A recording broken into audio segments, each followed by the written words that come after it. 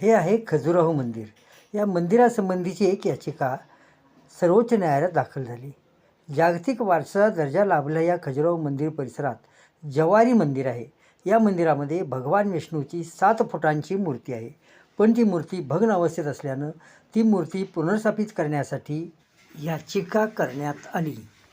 असा काही अधिकार न्यायालयाला नाही, तो पुरातत्व खात्याला आहे, असं न्यायाधीशांनी सांगितलं. तर इथं आम्ही काही करू शकत नाही, तेव्हा जा आणि देवतेला स्वतःच काहीतरी करायला सांगा, असंही न्यायालयाने सांगितलं. अर्थात त्यात चूक काय आहे? यामुळं धार्मिक भावना दुखावल्या असं कसं झालं? कारण जर ती देवता एवढी ताकदवान आहे, तर ती देवता स्वतः काहीतरी करेल की. तुम्ही माणसाने काहीतरी त्याला दुरुस्ती करावी, असं काय करायचं कारणच काय?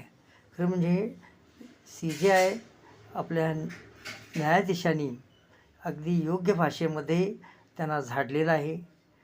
ही प्रसिद्धीसाठी केलेली याचिका आहे आणि ही या बाजूला करायचं कारण नव्हतं, पण तरीही त्यांनी केलेली आहे.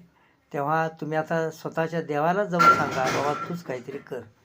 तेव्हा हे म्हणणं त्यांचं अगदी योग्य आहे. खरोखर जर देवावर विश्वास असेल तर त्यांनी मुळात न्यायालयाकडं जायचंच कारण नाही. न्यायालयाकडे गेले याचा अर्थ त्यांचा देवावर विश्वास नाही आणि हे वकील जिंदाल कोणतरी आहेत. वकील साहेब, आपण ही जनहित याचिका केलेली आहे असं म्हणताय, याचं जनहित कुठं आलं जरा सांगताय का? तुमची देवता आणि तुम्ही दोघांच्या हिताला तुम्ही जनहित याचिका म्हणताय का? ही तुमची प्रसिद्धी याचिका आहे आणि असंच न्यायालयाने सांगितलेलं आहे. त्या न्यायालयांचे आपण आभार मानूया. यापूर्वी संतांनी सुद्धा हेच सांगितलेलं आहे, देव देवळात नसतो, देवळात भटजीचं पोट असतं, देव माणसात असतो, माणसाला मदत करा, असं आमचे संत गाडगे बाबा सांगून गेलेले आहेत.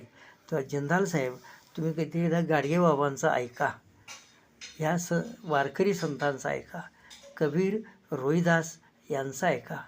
देवाला नमस्कार करून, देवाला काहीतरी करून, मूर्ती करून काही त्याचा उपयोग नाही. माणसासाठी काहीतरी करा. या देशामध्ये माणसांच्यासाठी करण्याची गरज आहे, ते लक्षात घ्या.